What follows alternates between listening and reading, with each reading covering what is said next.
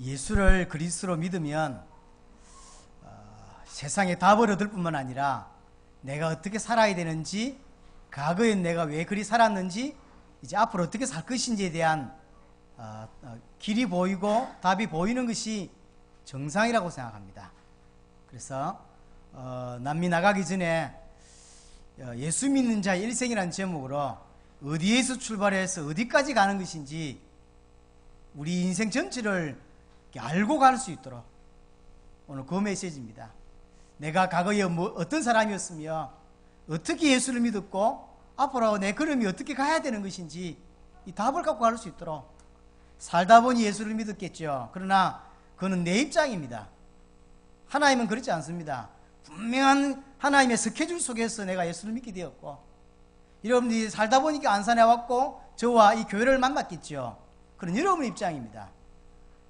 그렇죠? 아닙니다. 하나님은 정확한 스케줄과 계획을 가지고 예정하신 가운데 우리를 한 사람 한 사람 부르신 것이고 우리를 가족으로 부르신 것입니다. 그러면 앞으로는요, 하나님은 분명히 살아계시고 역사하신다면 앞으로 우리 미래 우리가 그냥 움직이는 대로 가는 것이 아니고 하나님께서 계획하시고 예정하시고 가지고 계신 스케줄대로 가겠죠. 그걸 보면서 가야죠. 그렇죠? 그걸 보면서 가는 것입니다. 그래야 과거가 답이 나오고, 그래야 내가 지금 이 시점에서 어떻게 살아야 될 것이며 어떤 마음을 가져야 될 것인지가 답이 나오는 거죠. 그냥 사는 것이 아닙니다. 해가 떴기 때문에 오늘 또 출근하고 아니라니까요. 그게 속는 겁니다. 그래서 어디에서 어디까지, 그 다음에 무엇을 향해 갈 것인지, 무엇을 붙잡고 갈 것인지를 가지고 가는 게 성도입니다. 왜냐? 예수는 우리에게 답이고 예수는 우리에게 길이기 때문에 그렇습니다. 저와 여러분들이 태어날 때 원죄 아래 태어났어요. 원죄 아래 태어났다는 이야기는 하나님과 단절된 상태에서 태어났다는 이야기죠. 신분으로 따지자면 마귀의 자녀로 태어났어요. 너희는 너희 아비 마귀라 그랬어요. 영적으로 하나님을 알지 못하고 영적으로 우상 숭배할 수밖에 없는 신분을 가지고 태어난 거예요. 이대로 살면 영원한 지옥을 갈 수밖에 없는 그런 신분이었어요. 그래서 시편 107편 114편에 보면 흑암과 사망의 그늘 아래에 있었다라고 있어요. 그럼 복음 알아서 들은 사람이 하는 말입니다. 흑암과 사망 가운데 내가 있었다는 거예요. 죽음 가운데 있었던 거죠. 과거도 죽었고 현재도 영적으로 죽어 있고 앞으로도 영원히 죽게 될, 지옥 가게 될 그런 신분인 거예요. 흑암과 사망 가운데 그 그늘 아래에 내가 있었던 거지. 다윗은 어떻게 깨달았냐? 시편 51편 5절에 보니까 내가 죄악 중에 출생하였고 어머니가 죄 중에서 나를 잉태했다 그랬어요. 참 은혜 받으면요, 진짜 복음 알게 되면 이런 눈이 열려요. 정말로 그리스도가 필요하구나 답이 나올 수밖에 없게 돼 있어요. 그러니 이 땅에 살아가면서 당연하게요, 사단과 죄의 종로로 탈 수밖에 없는 인생을 삽니다. 본인 스스로 사단의 종로로서 하는 게 아닙니다. 본인 나는 사단이 좋다, 나는 죄의 종로로서 좀 해야 되겠다, 이리 사는 게 아니라니까요. 자기는 자기 인생 가치관을 가지고 열심히 내지는 최선을 다해서 살아가는 거예요. 근데 그게 사단의 종로로신 거예요. 왜냐? 하나님의 계획을 발견하지 못했고 하나님을 만나지 못했고 하나님 인도받는 것이 아니기 때문에 사단이 만들어 놓은 세상 문화와 세상 조직과 세상의 모든 그 틀 안에서 살아가요. 세상의 모든 가치관 하나님의 가치관입니까? 아니라니까요. 그래서 에베소서 2장 2절에 이 세상 풍조를 따르고 세상 가치관을 따라서, 이해되죠? 좋은 대학 가야 되고 돈을 벌어야 되고 뭐 이런 거 있지 않습니까? 모든 세상의 가치관, 그 가치관을 따라 살아가는 겁니다. 가치관을 따라서. 종교도 그 가치관 때문에, 종교가 내게 도움이 되고 내게 위로가 되기 때문에 종교를 가지려고 하는 거예요. 그게 바로 사단이 만들어 놓은 세상 풍조입니다. 근데 알고 봤더니 불순종의 아들들 가운데 역사하는 영이라 그게 사단입니다. 히브리서 2장 15절에는 죽기를 무수함으로 일평생 종로로 됐다 그랬어요. 이 인간이라니까요. 이렇게 살 수밖에 없어요. 그러다가 시간 가다가 어려움도 오고 고통도 오고 하나님과 단절됐지, 하나님 교회가 모르지, 보이는 건 육신밖에 없지. 그래 육신이 원하는 육체와 마음이 원하는 것을 하여 자기가 원하는 것을 하는 사는 거예요. 그냥 교회를 왜 왔냐? 혹시 도움 될까 싶어서. 그렇게 오는 사람이 태반입니다. 그렇게 살아갑니다. 그러니 이 땅에요, 사실은 참된 행복, 참된 안식, 참된 평안, 참된 자유 이런 건 없는 거예요. 여러분들도 오늘 메시지로 이렇게 그냥 설교로 듣지 말고 자세히 한번 들어보세요. 내가 정말로 그리스도 안에 있는 자유함, 그리스도 안에 있는 말할 수 없는 어떤 평안함, 어려움이 있어요. 어려움이 있는데 그 어려움 안에서 왜요? 큰 태풍이 부는데 그 안에 잔잔한 뭐 있잖아요. 그거 같은 거요. 세상은 난리인데 이 평안한 거예요. 그게 그리스도 안에서 오는 평안이라는 게 있다니까요. 그렇잖아요. 왜냐하면 방주 안에 있는 거기 때문에요. 밖에는 난리입니다. 그런데 그리스도 안에 있으니까 괜찮아요. 메르스 걸렸다고 불안한 겁니까? 아니라니까요. 여러분들 안 걸린데도 불안하잖아요. 근데 걸려도 안 불안해요. 이것 때문에 죽는 거, 안 걸려서 살고 걸렸기 때문에 죽는 게 아니라는 걸 알기 때문에요. 여러분들 메르스 걸리면 죽습니까? 그게 불신자지. 걸려도 괜찮고 안 걸려도 괜찮은 거예요. 걸려보자면 어때? 나을 건데. 아무 문제 안 된다니까요. 아무 문제 안 돼요. 그러니까 구원받았단 말을 예수 믿는 사람도 못 알아듣는다니까요. 그러니까 불신자 기준이면 불신자. 절대 걸리면 안 돼. 이런 거. 저는 걸리면 안 돼요. 왜냐면 내일 인천 나가야 되는데, 모레 인천 가야 되는데 잡힌다니까. 그래서 나는 걸리면 안 돼.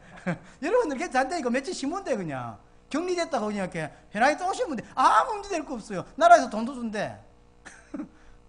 그러니까 구원받았단 말을 이해하셔야 된다니까요. 그렇죠. 이 말을 못 알아들었습니다 지금.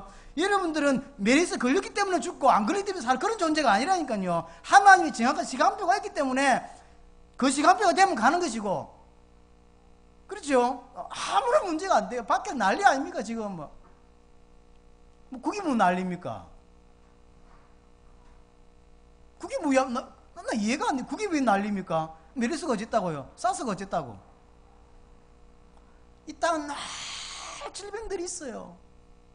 어쨌다고요? 그거 조금 조심하고 그러고 넘어가면 되지. 여러분 살아가는 동안 메르스보다 더 이상한 것들이 앞으로 계속 일어납니다. 그때마다 죽으면 안 된다고 난리를 치면서 아니라니까요. 하나님이 필요하시면 메르스를 주시고요. 그럼 걸려야 돼. 내가 걸려야지. 그러면 그런 게 아니라니까. 그러니까 복음이 없으니까 하나님으로부터 오는 참 평안이라는 게 내게 없는 거예요. 참 안식이라는 게. 마태복음 누가복음 16장에 보면요, 부자 나오죠. 부자 나사로. 이 사람은 어마어마하게 돈을 가 있어요. 성경에 보니까 날마다 연락했다 그랬어요. 돈이 많으니까요. 날마다 잔치하고 날마다 뭐 해요. 그런데 이 사람에게 왜 그렇게 할까요? 참된 안식이었거든. 그러니까 사람 친구가 엄청 많아. 솔직히 물어봅시다. 그 사람에게, 이 부자에게 참된 친구 있을까요? 없다니까요. 돈 때문에 있는 친구라요. 그래서 우리나라 속담에 정성이 길든 개가 죽으면 사람이 와도 정성 죽으면 안 온다 안 합니까? 그렇거든. 이 부자는 다 있어요. 돈도 있고 명예도 있고 다 있는데 뭐만 없냐? 하나님이 주신 참된 안식만 없어요. 참된 평안이 없어요. 참된 자유가 없어요. 참된 친구가 없다니까요. 그게 인간입니다. 이게 창세기 1장 2절과 똑같아요. 흑암, 혼돈, 공인 거예요. 다 가졌다니까요. 근데 흑암, 혼돈, 공. 근데 우리는 아무것도 가진 거 없어요. 그런데 빛이라요. 생명이라요. 안식이라요. 이게 다르다. 이게 불신자가 이걸 알겠습니까? 이걸 어떻게 알겠냐고요. 이 사람들은 성공했어요. 그런데 흑암, 혼돈, 공을. 인생이 뭔지, 어디로 가야 될지, 뭘 위해 가야 될지 모른다니까. 근데 우리는 뭐죠? 생명이라, 평안이라, 안식이라, 이런 걸 못 느끼고 살다가 전혀 이런 거 없다가 결국 시간 지나면 죽게 되죠. 그리고는 지옥 가게 됩니다. 이게 불신자입니다. 이게 우리가 구원받기 전에 살았던 삶입니다. 여러분들이 이 부분을 내 가슴에 있어야 돼요. 이 부분이 안 보이면 사실은 예수 믿고 살아가면서 구원의 감격, 감사 사실 못하게 되어 있습니다. 왜 성도가 실패하냐 할 때 구원을 잘 몰라요. 또 구원을 왜 받아야 되는지도 모른다는 이야기. 구원의 가치를 모른다는 거예요. 구원도 모르고 구원의 가치도 몰라요. 그러니까 감사도 없고 감격도 없고 인생을 그렇게 적당히 살다가 그렇게 가는 겁니다. 우리가 구원받기 전의 상태를 자세히 봐야 됩니다. 자세히 봐야 됩니다. 그래서 제가 어떤 지역에 가서 메시지 할 때 그 이야기를 했습니다. 교회 부흥이나 이런 것 때문에 막 이게 지금 눈이 벌게요. 그래서 제가 캠프 강의 가가지고 딴 이야기 하지 않고 이제 어떻게 하면 캠프 된다 이거 이제 들으려고 온 거죠. 그때 제가 그 이야기를 했어요. 캠프보다 여러분에게 정말로 구원이 필요합니까? 그 이야기를 제가 했어요. 캠프가 문제가 아니지 않습니까? 내가 구원이 뭔지 모르고 내가 구원이 필요한 이유도 모르고 구원의 감격이 없는데 캠프 잘하면 뭐 할 거야? 근데 잘할 수도 없을 뿐더러 다 방법이에요. 방법은 도움이 안 돼요. 지키돼야지. 그렇게 살다가 하나님의 은혜죠. 정말로 하나님의 은혜로 구원을 받게 되었습니다. 구원의 출발은 하나님입니다. 내가 믿어서 구원받은 게 아닙니다. 하나님이 그 큰 사랑을 인하여 그렇죠. 에베소 2장 5절에 보니까 하나님의 사랑입니다. 요한복음 3장 16절에 하나님의 세상을 이처럼 사랑하사, 하나님의 사랑이 시작되어져서 하나님이 나를 구원하시기로 예정하신 거예요. 그것도 창세전에 예정하시고 우리에게 예수 믿을 수 있는 마음을 주시고 은혜를 주셨다는 이야기지. 그래서 그 은혜로 인하여 믿음으로 말미암아 구원을 받은 것입니다. 우리는 믿는다고 말하지만 더 정확히 말하면 하나님이 믿을 수 있는 은혜의 마음을 안 주시면 안 믿어지는 거예요. 그래서 이게 계시예요. 주는 그리스도시요 살아계신 하나님의 아들이십니다라고 고백했을 때 예수님이 바요온 시므나 네가 복이 있다. 이를 네게 알게 하니는 혈육이 아니요 하늘에 계신 내 아버지시니라. 듣는다고 깨달아지는 게 아닙니다. 구원은 복음 듣고 받는 게 아니라니까요. 하나님이 구원 주시기로 작정된 자가 받아요. 그 사람은 복음 들으면 반응을 보여요. 그 사람이 하나님의 사람이. 근데 어떤 사람은 오래 다녀도 안 믿어지죠. 하나님이 택한 사람이 아닙니다. 그는 천년을 들어도 안 됩니다. 불쌍한 사람인 거예요. 불쌍한 사람. 어떻게 여러 가지 조건이 복음 들을 수 있는 조건이었는데 불구하고 예수를 안 믿으느냐? 그건 하나님이 이렇게 부르신 사람이 아니기 때문에요. 그러니까 계시라니까 계시. 여러분들은 성향이 좋아가지고 예수 믿어 생각합니까? 아니라니까요. 이게 구원이요 하나님의 은혜입니다. 어떤 단체에서는 하나님이 구원의 손을 내밀면 내가 붙잡아야 되지, 내가 믿어야 되는 거 아니냐 말이지만 그 믿게 할 수 있는 그 마음을 하나님이 주시는 거예요. 내가 믿고 싶다고 믿어집니까? 아니라니까요. 절대로. 그래서 이 자리에 하나님의 은혜가 임해야 돼요. 하나님의 은혜.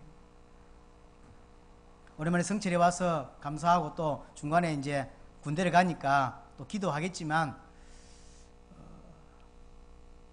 기도할 수 있는 내용은 하나밖에 없습니다. 하나님께서 은혜 주셔서 이 부분이 믿어져야 되는 거예요. 설교를 한두 번 듣습니까? 이게 듣는다고 되는 게 아니거든.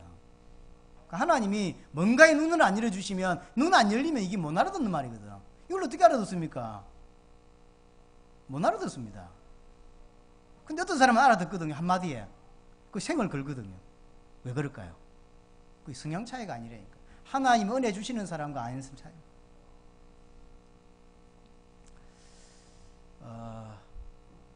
내게 하나님이 주신 은혜가 있으면 남은 인생요 사실은 하나 모든 걸음이 응답이 됩니다. 그러나 그게 없으면 얼마나 힘들겠어요. 내가 열심히 해야 되거든요. 군대라고 하는 특수한 상황을 가야 됩니다. 그러니 밑보이면 안 되겠고, 고참한테 좀 이상한 고참 만나면 또 안 되겠고, 그래 얼마나 힘이 들겠어요.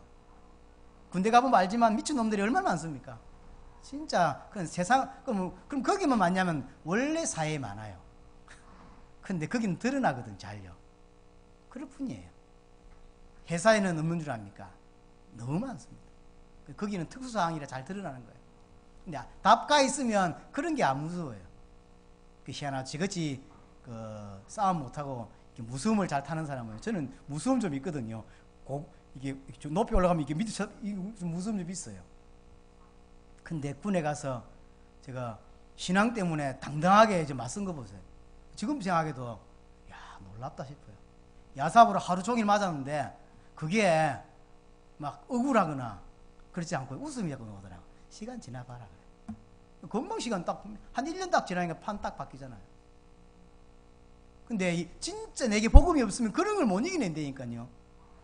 예수 믿는 것 때문에 회사에서 불이익을 당해. 그럼 예수 믿겠냐고요. 마지막 시대는 굉장히 한란 온다 그랬는데요. 그럼 회사 잘려. 그럼 내가 예수 믿겠냐고. 이게 이제 성실이가 군대를 가면 어떻게 생활할지 이게 약간 그림이 그려지긴 합니다. 하나님의 은혜 있기를 바랍니다. 우리가 믿으면 될 수 있도록 하나님께서 그리스도를 보내서 인생의 모든 사단의 문제, 죄의 문제, 하나님 떠난 문제를 십자가와 부활을 통하여 해결하신 거야. 단순히 우리를 자녀로 부르신 게 아닙니다. 단순히 용서를 하신 것이 아니고 인간이 사단의 유혹으로 말미암아 죄를 지어서 하나님을 떠나게 된 거예요. 이거는 누가 용서해주고 뭘 한다고 해서 없어지는 게 아닙니다. 유리창 깨면 됐다마 내가 알아서 갈게 한다고 유리창 안 깨지는 게 아니거든요. 그렇죠? 누군가 대가를 치러야 되는 거예요. 내가 당연히 지옥 가서 대가를 치러야 되는 겁니다, 이게. 그런데 다 지옥 가야 돼요. 그래서 하나님이 이 땅에 오셔서 그리스도로 오셔서 왕이 되시고 제사장이 되시고 선지자가 되셔서 모든 허감의 문제를 끝내시고 모든 죄와 저주를 끝내시고 하나님 만날 수 있는 길을 여셨다 이 말이죠. 그래서 그분을 나의 구주로 영접하고 그분을 믿으면 하나님의 자녀가 되는 이 신분이 바뀌도록 모든 걸 이루신 것입니다. 그리고 그걸 믿으면 되도록. 그래서 내게 구원이 믿음으로 말미암아 내게 구원이 오게 된 거야. 그럼 어떤 상태가 됐습니까? 신분이 바뀌었어요. 키가 커진 게 아니고 신분이 바뀌었다니까요. 마귀의 자녀에서 하나님의 자녀로, 죄의 종에서 의의 종으로, 하나님의 종으로.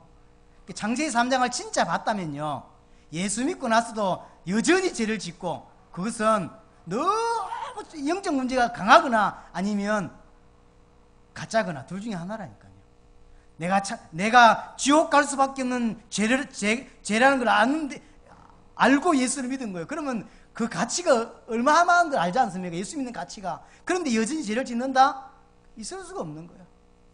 내 두 눈으로 부모님이 얼마나 피땀 흘려 생각만 해도 눈물이 절절 나는 거예요.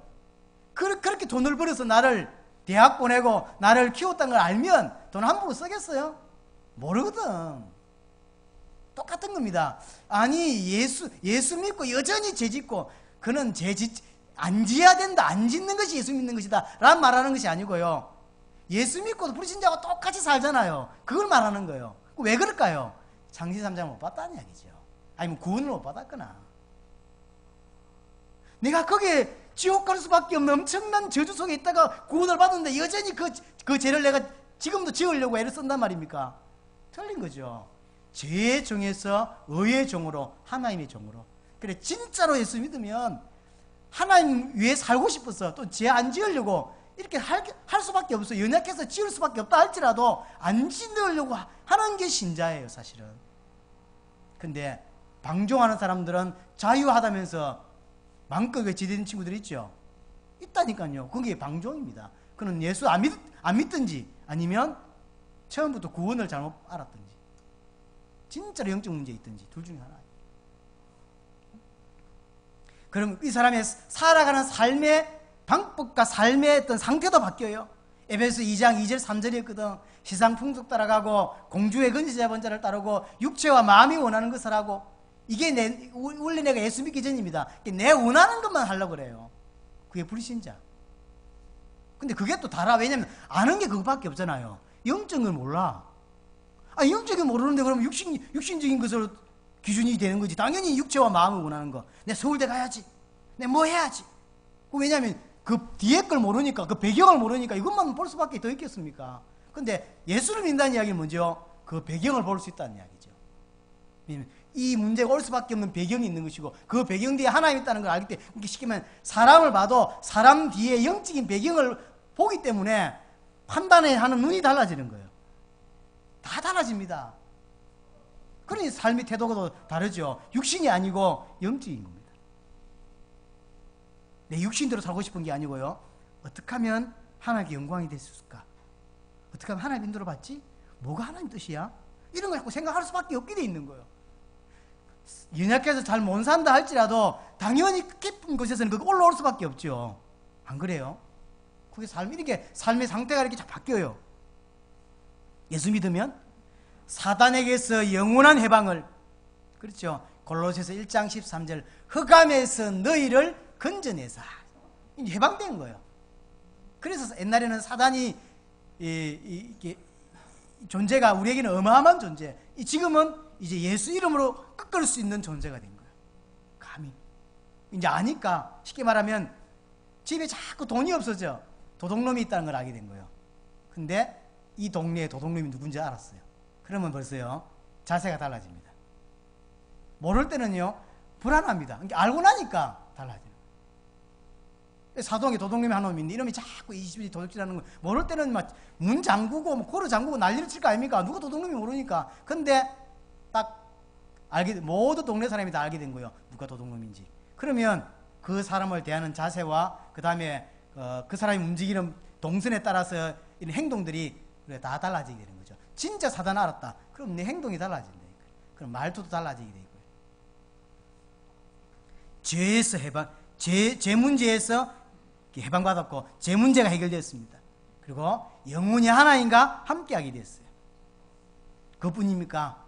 예수 믿는 즉시 우리에게 축복이, 원래 인간에게 주셨던 창세기 1장 28절 축복이 세상을 다스리고 정복하는 축복이, 그러니까 불신자 중에서 예수를, 하나님을 모르면요 근본적으로 갖고 있는, 인간이 갖고 있는 정복의 이런 그런 게 있어요. 세포가 있어요.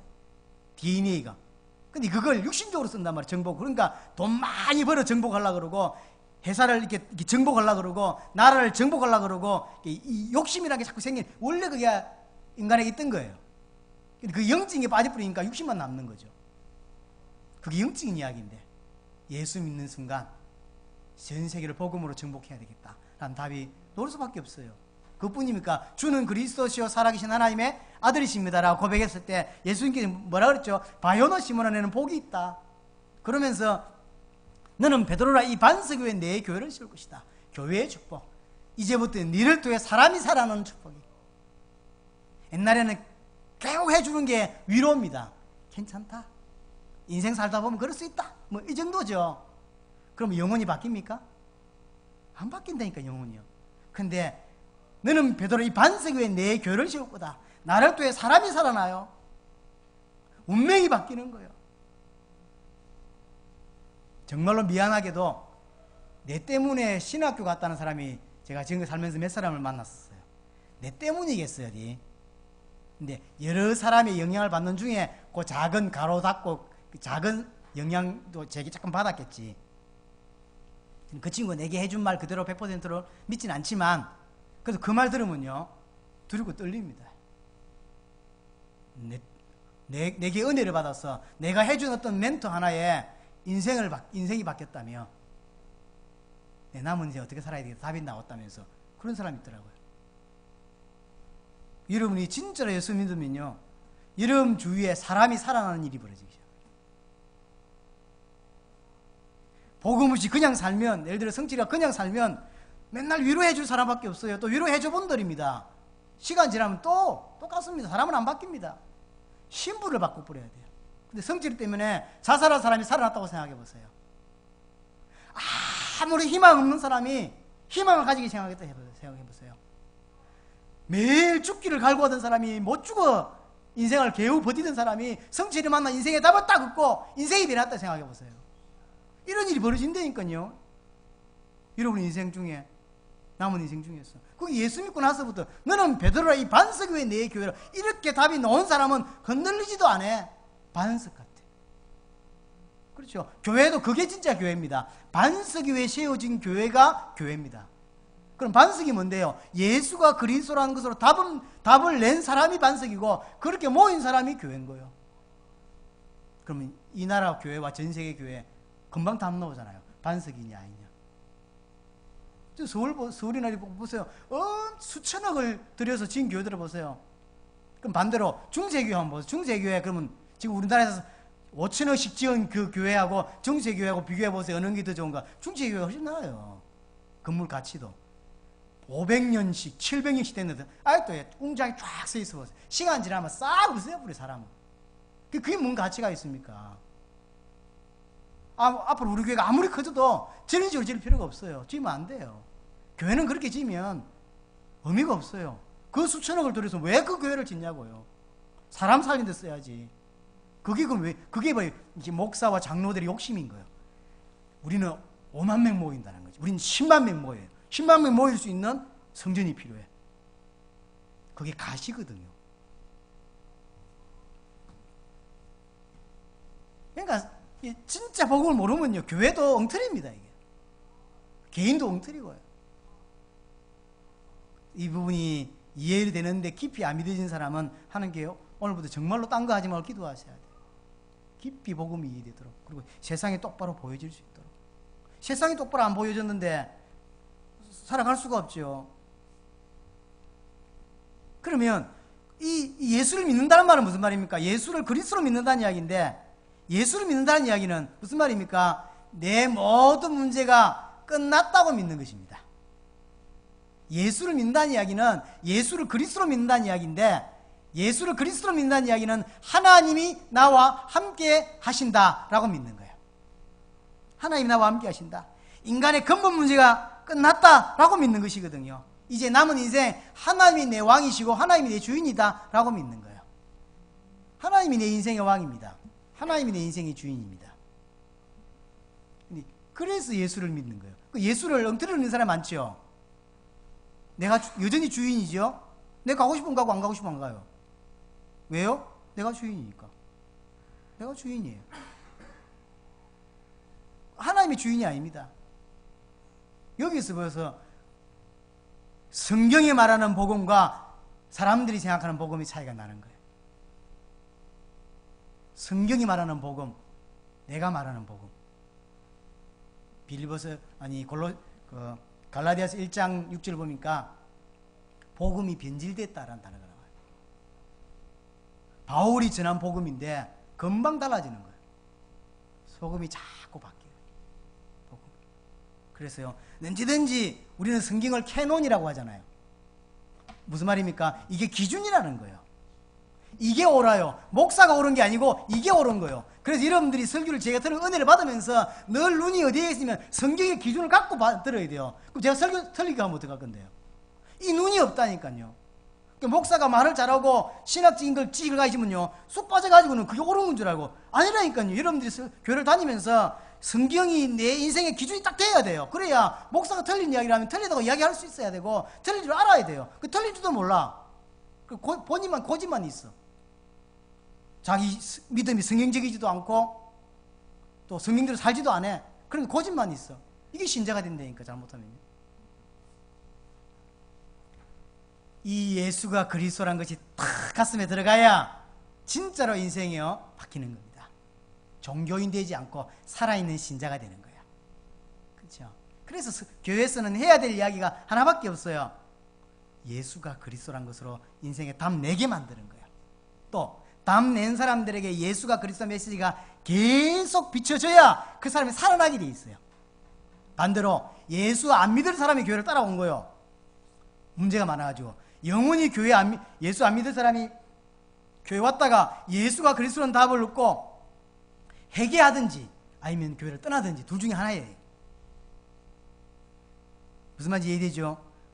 예수가 그리스도라는 메시지를 계속해야 흑암이 무너지고, 예수가 그리스도라는 메시지를 계속해야 내 안에 생명이 일어나고요, 살아나게 돼 있고 양육되게 돼 있고 성장하게 돼 있어요. 반대로 예수가 그리스도라는 메시지를 계속해야 염소는요, 이게 싫은 거예요.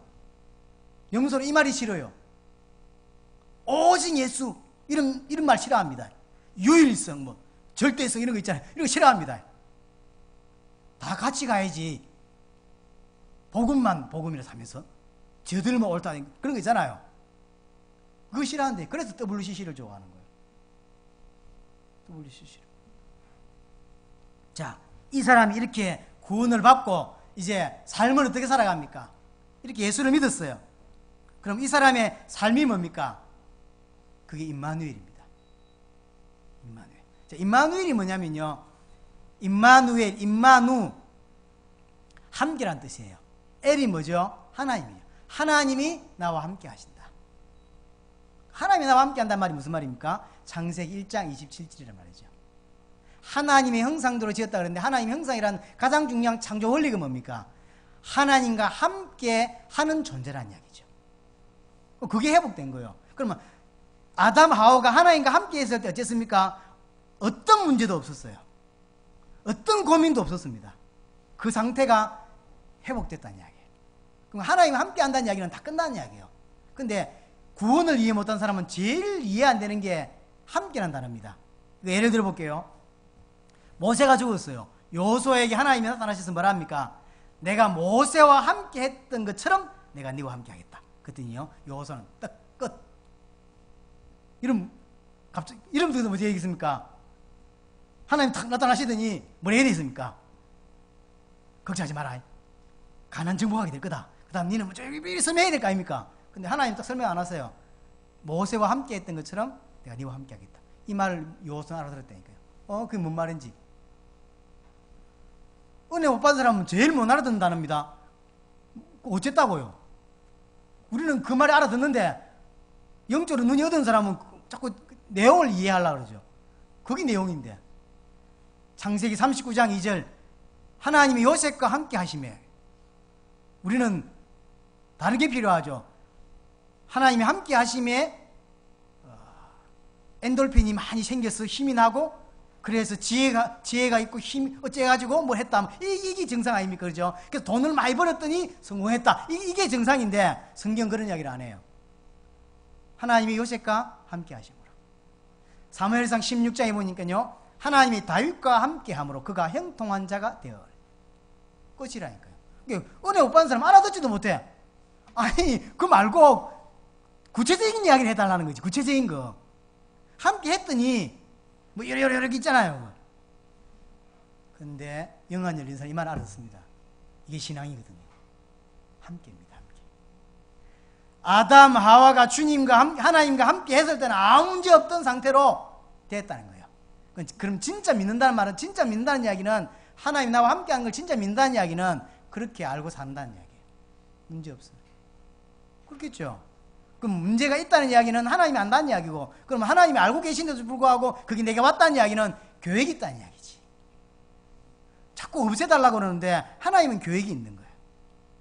또는 이유가 있어 내게 주신 건데 자꾸 이렇게 계획을 회피한다. 그러니까 성령님들 못 받는 거죠. 그러니까 하나도 안 맞는 거예요.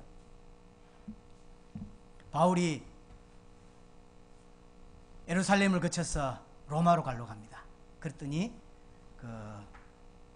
하나님의 성령에 힘입은 어떤 선지자가, 당신 지금 예루살렘을 거쳐서 로마 가면 체포되다. 그럼 죽는다.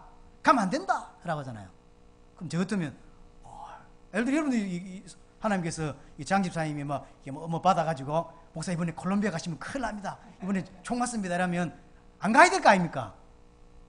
그래? 이러면서 이제 안 가야죠. 바울은 어찌하죠? 그러냐? 가야지. 죽는다는데 가면 잡히면 죽어요. 죽는다는데 바울은 가요. 왜죠? 자기는 그것 때문에 살기 때문에. 그게 다른 거예요. 사람들은 살려고 살잖아요. 진짜 예수를 믿으니까 하나님의 뜻대로 살고 싶거든. 그러니까 죽는 줄 알면서 그 길을 일부러 가요. 일부러. 문제 속으로 일부러 걸어 들어가요. 바울은. 한 번 퇴장으로 맞고, 퇴장이란 말은요, 무시무시한 겁니다. 무시무시한 거예요. 멜 깁슨이 주연한 영화, 멜 깁슨이 맞죠? 크라이스트인가 뭔 영화 있지 않습니까?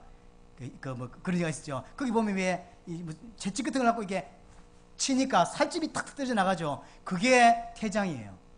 그걸 하루 종일 맞아가지고 사람이 죽은 것을 버리는 거예요. 버렸는데 바울이 살아났어요. 그걸 3번이나 맞았다니까, 바울은요. 근데 그걸 걸어 들어가는 거예요. 우리 그때면 엄마야 싶지만 답을 가 있으니까 거기로 가는 거예요. 그러니까 다른 거에 인생이 달라요. 복음을 다 안다는 이야기는 인생이 다른 겁니다. 이렇게 달라질 수밖에 없는 거죠. 그게 임마누엘입니다. 그럼 이 사람은요, 진짜로 예수를 그리스도로 믿고 나면 제일 먼저 하고 싶은 게 뭐냐면 예배입니다. 그게 예수 믿는 사람의 특징이에요. 글쎄요, 여러분, 정말로 예수를 그리스도로 믿으셔야 되고 예배 회복하셔야 돼요.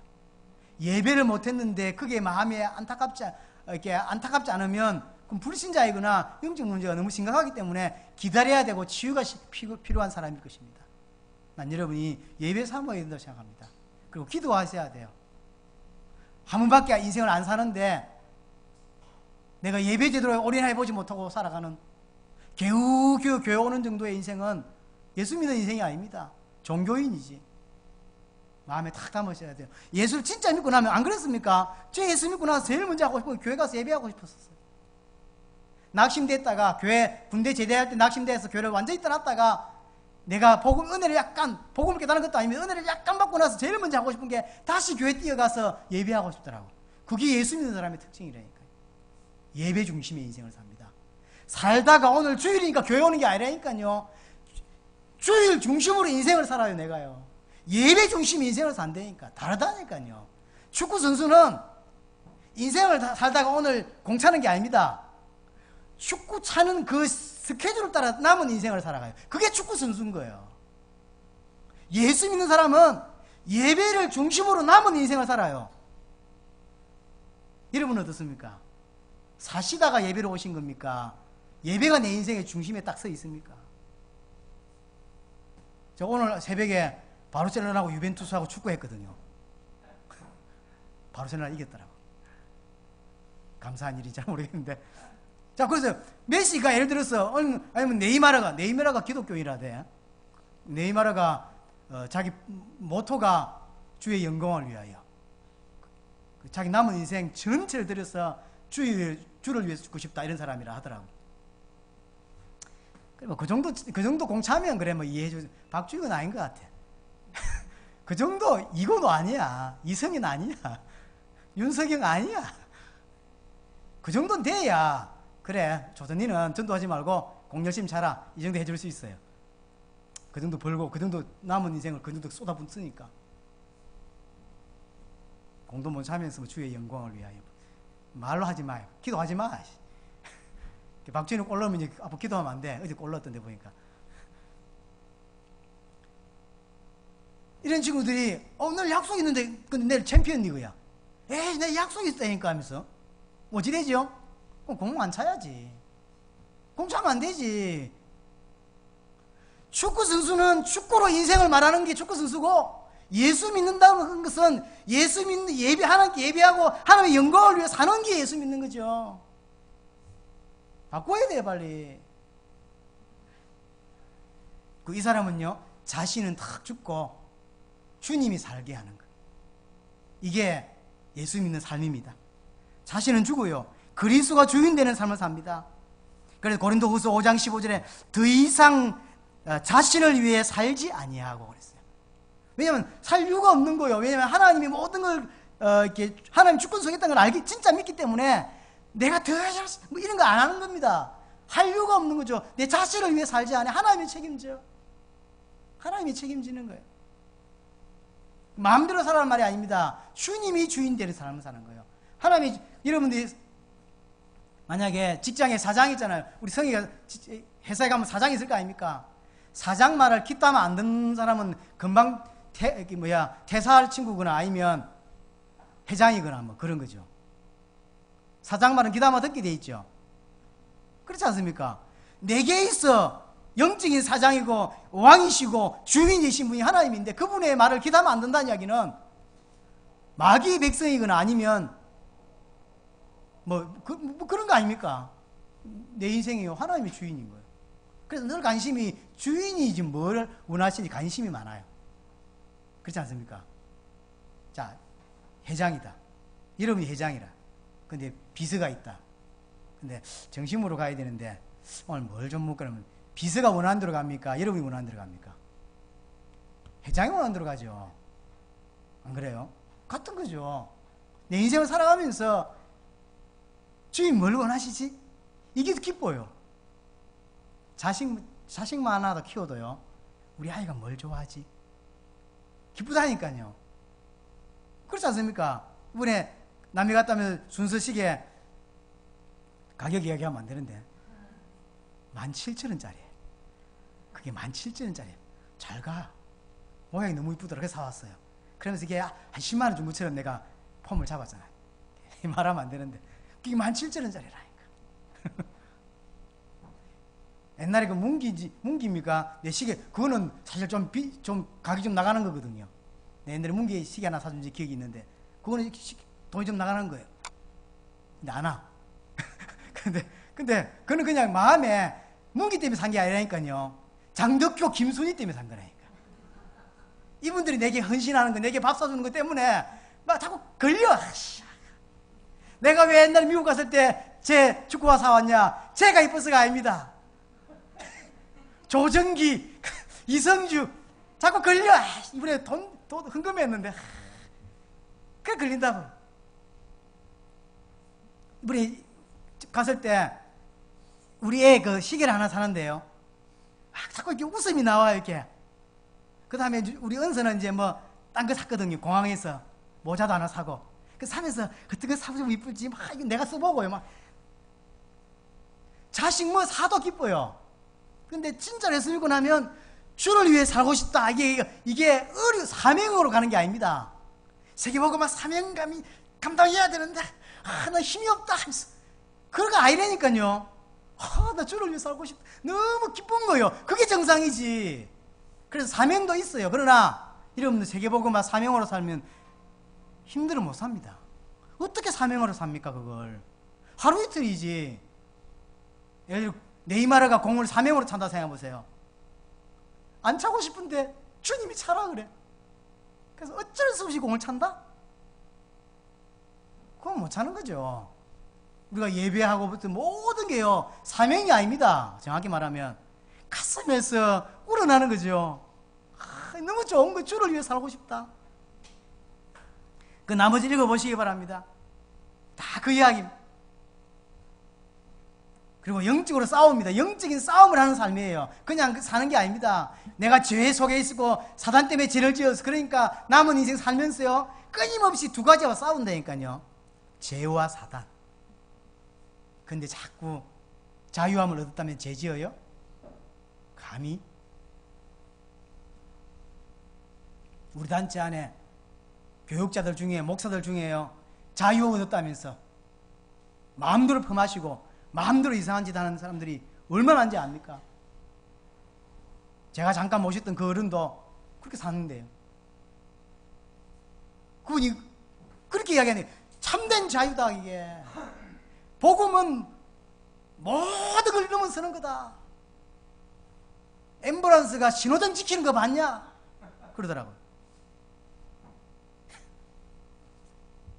그는 정말 묻고 싶습니다. 내가 부교육자이기 때문에 말을 안 했지만 죄를 모른다는 이야기 아닙니까? 사단을 모른다는 이야기죠. 엄청난 지옥 갈 수밖에 없는 죄를 지어서 내가 거기 빠져나오는데 또 그 죄를 내가 지으려고 애를 쓴단 말입니까? 아니라니까요 그게. 어디 감히 교육자 회의를 술집 가서 해. 말도 안 되는 짓을요 조금도 스스럼 없이 합니다. 여러분들이 연약해서 죄를 지어요. 실수한다니까 나도 그렇다니까요. 목사인 저도 목사 된 지 벌써 10년이 넘었습니다. 10몇 년 됐습니다. 근데 지금도 가끔씩 저런 인간은 하나님 왜 빨리 안 데려가시나 이런 인간 있다니까요. 마음에 그런 말 묻으면 안 되는데 하물며 여러분들이 세상 살아가면서 이렇게 실수하고요, 욕하고요, 죄 지을 수 있다니까요. 그게 문제가 아닙니다. 죄를 모르면 안 된다는 이야기예요. 죄와 싸운다니까요. 하나님 앞에 살려고. 죄와 싸우는 삶, 사단과 싸우는 삶. 유일하게 그 죄와 사단을 이기려면 하나밖에 없어요. 여러분들이 고집과 여러분들이 아직까지 이깁니까? 아닙니다. 말씀입니다. 예수님이 말씀으로 이기셨죠. 동일합니다. 우리도 말씀 붙잡을 때 그게 넘어가는 거예요. 그래서 우리 아이들에게 말씀이 가슴에 안 박히면 절대 사단 못 이깁니다. 죄 못 이깁니다. 교회는 따라올 줄 몰라도 못 이긴다니까. 죄를 못 이기고 사단 못 이겨요. 안다고 이런 게 아닙니다. 무기가 있어야 이기죠. 그게 말씀인데. 그리고요, 주의 영광을 위해 살고 싶은 마음이 생겨요. 주의 영광을 위해. 왜냐? 새 피조물이니까. 그리스도를 위하여. 디모데후서 2장 3절 사람에게 하나님을 위하여. 왜냐? 불의신자를 위하여. 골로새서 3장 보니까 땅의 것을 생각지 않고 위의 것을 바라본다 그랬어요. 그리고 이 사람이 그냥 사는 것이 아니고 방향이 있고 목적이 있어요. 그게 세계복음화. 그게 살아가는 사람, 방향, 그 사람이. 잘하든 못하든 할 수 있든 없든 그 사람이 살아가는, 자, 결혼해서 자식을 낳았어요. 우리 집사람은 제가 결혼해서 자식을 낳은 거예요. 그러면 잘 키우든 못 키우든 이 아이를 위해 최선을 다해 키우려고 하죠. 그게 내 방향 아니겠습니까? 내 나름대로. 우리 준서를 낳았을 때 내가 붙잡던 기도 제목이 다윗이라는 인물이었어요. 그는 다윗처럼 키운다는 말이 아니고 내가 어쨌든 집사람하고 잘 했어. 어쨌든 이 아이를 하나님이 잘 키우겠다는 것이 내 방향이죠. 인생 살아가면서 잘할 수도 있고 못할 수도 있지만 분명한 세계복음화, 이게 나의 방향이어야 돼요. 내가 왜 돈을 법니까? 내가 왜 헌금을 합니까? 내가 왜 하루하루 인생을 더 살아갑니까? 그 세계복음화 때문이다. 그 세계복음화할 수밖에 없는 것은 내 안에 구원 때문인 거예요. 복음 때문인 거예요. 이게 너무 감사하고 이거 저 사람에게 들어가면 저 사람 살아날 건데 안 그래요? 교회 왔다 갔다 하지만 진짜로 들어가는 날 그 사람 살아날 거라는 걸 알기 때문에 다른 이유 없습니다. 들어가면 산다는 걸 알아요. 그래서 전 세계에 그리스도를 설명해야 되죠. 그게 세계복음화입니다. 우리에게 세상과 하나님을 화목케 하는 직책을 주셨다. 유일하게 천사에게도 맡기지 않은 우리에게 주신 축복이죠. 사명이 아닌 축복입니다. 마지막으로 바울은 이것을 위하여 목숨도 아끼지 않겠다. 그 인생이 어떻게 살 건 답이 나왔다는 거죠. 교회 생활을 어떻게 합니까? 사도행 2장 42절. 사도의 가르침을 받아서 서로 교제하고 떡을 떼며 답이 나왔죠. 그러면 살면서 사람들 어떻게 세워나가고 어떻게 전도운동합니까? 사도행 5장 42절. 날마다 집에 있든지 성전에 있든지 예수는 그리스도로 가르치고 전도하기를 쉬지 아니하니라. 이게 우리의 전도. 이러면 됩니다. 믿는 신자에게도 예수가 그리스도, 불신자에게도 예수가 그리스도. 앞으로 만약 선교사 나가는 사람 만나시면 그 사람에게도 예수가 그리스도라고 말씀하셔야 돼. 딴 말 하지 말고 당신 나가는 현장에서 정말로 예수가 그리스도를 설명을 해라. 그러니까 남은 인생 어떤 인생을 살냐면 오늘 로마서 16장 1절 6절 별명이 나왔습니다. 이게 이 사람들의 삶의 어떤 모양입니다. 어떤 사람은 동력자로, 어떤 사람은 보호자로, 어떤 사람은 사랑하는 자로, 어떤 사람은 수고한 자로, 어떤 사람은 친척으로 이 사람의 살아가는 삶의 어떤 모양이죠. 여러분에게 이게 있습니다. 여러분은 어떤 내게 주신 나의 세계복음화가 뭐라고 생각합니까? 그거 찾으셔야 돼요. 이거 하셔야 돼요. 그래서 돈을 제대로 보여야 될 사람은요, 정말로 하나님께 기도하세요. 세계복음화 때문에 경제 회복해야 되겠다고. 그래 단순히 헌금할 정도의 세계복음화 아니고 진짜로 세계복음화 감당할 만한 경제 주시도록. 나머지 인생 뻔한 인생 아닙니까? 그럼 그 복음이 다 증거되고 난 이후에 주님이 재림하신다 그랬어요. 재림 언제 할지 몰라요. 그러나 재림의 조건이 딱 있으면 그 세계복음화 다 되고 나면 주님이 재림 오시겠죠. 그게 관심 있는 게 아닙니다. 약속 하나를 붙잡고 다시 오실 그리스도를 붙잡고 우리는 세계복음을 향해 가는 것입니다. 이번 주간도 여러분들의 인생 방향, 남은 인생이요 어디에서 시작해서 어디까지 가야 될 것인지를 다 그림을 그려보세요. 이 은혜가 여러분에게 있기를 바랍니다. 동성으로 기도하십시다. 살아계신 하나님 아버지 감사합니다. 오늘도 말씀을 주셨사오니 주의 성령으로 역사하시고 은혜를 주시옵소서.